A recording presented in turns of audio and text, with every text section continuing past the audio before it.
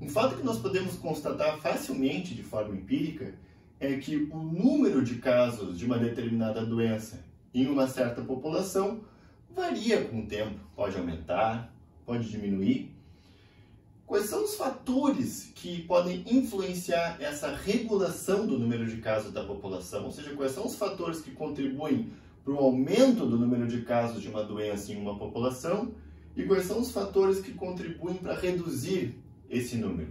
É muito comum nos encontrarmos na literatura de epidemiologia, em livros de ensino, enfim, materiais de ensino de forma geral, essa representação através de um container de água, em que o volume de água que nós temos no container é, então, o número de casos da doença na nossa população, os processos que contribuem para o aumento desse número de casos, representados, então, como água entrando nesse container, fazendo, então, subir o volume de água, e processos envolvidos na redução do número de casos, representados como uma torneira, que faz com que saia a água do container, ocasionando, então, uma redução nesse volume de água. Vamos então tentar usar esse esquema para entender os processos envolvidos tanto no aumento quanto na redução do número de casos. Falando primeiro do aumento, pessoal, talvez o processo mais óbvio, que a gente poderia pensar seria a incidência, ou seja, a ocorrência de casos novos da nossa doença. Então, se nós temos indivíduos que fazem parte da população que nós estamos estudando, eles estão sem a doença de interesse. A partir do momento que eles desenvolvem a doença, que a doença incide sobre eles então passam a contabilizar no número de casos da doença na nossa população. Mas existe um outro processo também que pode ser entendido como imigração de casos.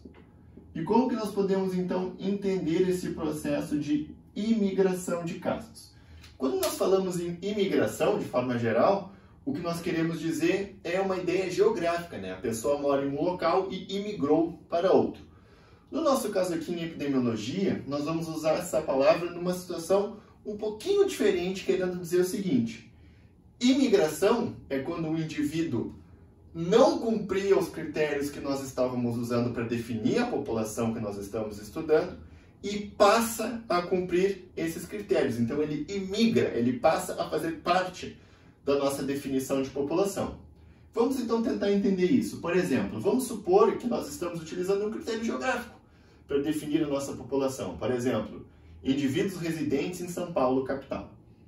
E nós temos um indivíduo com doença pré-existente, mas ele reside em Pelotas, no Rio Grande do Sul, não em São Paulo. Então ele não faz parte da nossa população de interesse e, portanto, não contabiliza para o número de casos da doença nessa população. Mas vamos supor que esse indivíduo com doença pré-existente se mude para São Paulo, capital. Percebam? Houve uma imigração de um caso da doença. Um indivíduo com doença pré-existente passou a fazer parte da população, contabilizando então para o número total de casos da doença nessa população. Mas o critério não precisa ser somente geográfico. Por exemplo, se nós estamos estudando uma população de indivíduos adultos, e nós temos um adolescente com doença pré-existente, a partir do momento então que ele completar a idade adulta, ele vai contabilizar no número de casos da doença nessa população. Ou ainda, se nós estamos definindo a nossa população com um critério de ocupação, de tipo de trabalho, uma pessoa com doença pré-existente, a partir do momento que ela passa a ter aquele emprego, ela então vai contabilizar no número de casos. E nós podemos pensar em imigração de casos para vários outros critérios, mas eu acho que já deu para entender a ideia desse conceito. Bom, e os processos envolvidos na redução do número de casos? O primeiro deles, gente, talvez seja o mais simples de nós pensarmos, é a cura. Ou seja, o indivíduo que faz parte da nossa população de interesse tem a doença e a doença some, seja porque o indivíduo fez um tratamento ou porque a doença desapareceu naturalmente, uma cura natural do organismo, obviamente então nós vamos ter uma redução do número de casos da doença nessa população. Um outro fenômeno seria então a emigração de casos. Assim como nós temos a possibilidade de indivíduos com doença pré-existente que não faziam parte da nossa população imigrarem, ou seja, passarem a cumprir os requisitos que nós usamos para definir a nossa população, também é possível que indivíduos que fazem parte da população e que têm doença deixem de fazer parte dessa população por diferentes motivos. Por exemplo, no exemplo geográfico que nós demos antes, o indivíduo reside em São Paulo, tem a doença, contabiliza para o número de casos da doença. Se esse indivíduo se muda, vai para outra cidade, nós vamos ter então um caso a menos da doença nessa população. Ou ainda uma população com critério etário, se nós estamos estudando apenas adultos, jovens. A partir do momento então que essa pessoa com doença passa de uma determinada idade, ela sai da faixa etária que nós estamos usando para definir nossa população, então houve também uma emigração de casos. Ainda nós podemos pensar naquele critério ocupacional, então o indivíduo com a doença e com aquele emprego contabilizava para o número de casos da doença, mas se esse indivíduo perdesse emprego porque ele foi demitido, ou porque ele mudou de emprego, ou porque ele se aposentou, enfim, nós vamos ter então uma redução do número de casos da doença na população e assim por diante. Então a gente pode pensar em emigração como a situação em que nós temos um indivíduo com doença que faz parte da nossa população, mas que deixa de cumprir os critérios que nós estamos usando para definir essa população. E o último processo, então, que nós podemos pensar seria a morte, né, gente?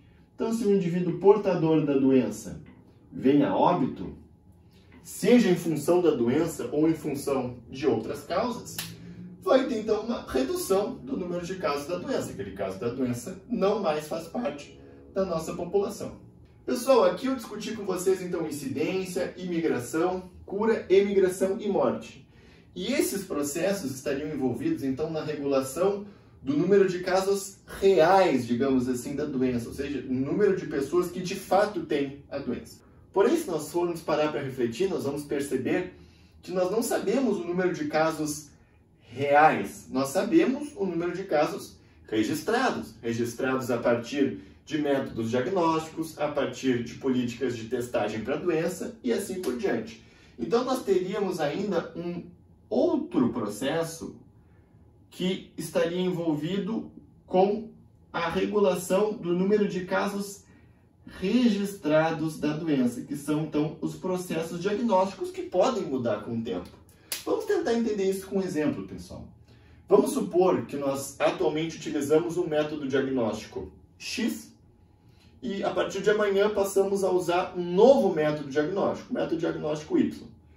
E vamos supor que esse novo método diagnóstico ele é mais capaz de detectar a doença. Ou seja, ele não perde indivíduos com doença. Ou seja, ele tem uma baixa taxa de falsos negativos. O que é um falso negativo? Falso negativo é um indivíduo que tem a doença, mas que foi classificado como se ele não tivesse a doença. Então, um falso negativo. Deu negativo, mas isso é falso, deveria ser positivo. Nesse caso aqui, se nós temos um teste diagnóstico, um método diagnóstico com uma menor taxa de falso negativo, nós vamos conseguir detectar mais, achar mais casos da doença. Isso vai resultar, então, no aumento do número de casos registrados, de casos detectados da doença. Mas essa mudança nos métodos diagnósticos também pode contribuir para uma redução do número de casos registrados. Por exemplo, se nós mudamos o método diagnóstico e o novo método, ele tem uma menor taxa de falsos positivos. O que é um falso positivo? É um indivíduo que não tem a doença, mas foi classificado erroneamente como se ele tivesse a doença. Então, se o novo teste tem uma menor taxa de falsos positivos, quer dizer que nós vamos estar classificando menos pessoas como tendo a doença.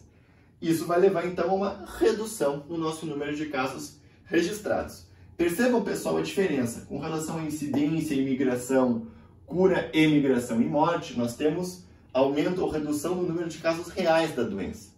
Já mudanças no processo diagnóstico influenciam simplesmente o número registrado de casos, que é, claro, a informação que de fato nós vamos ter disponíveis nas nossas mãos. Então, sempre que nós estivermos observando tendências temporais de número de casos de uma doença ao longo do tempo, nós sempre temos que nos perguntar: será que os processos diagnósticos ao longo desse intervalo de tempo são similares, são comparáveis?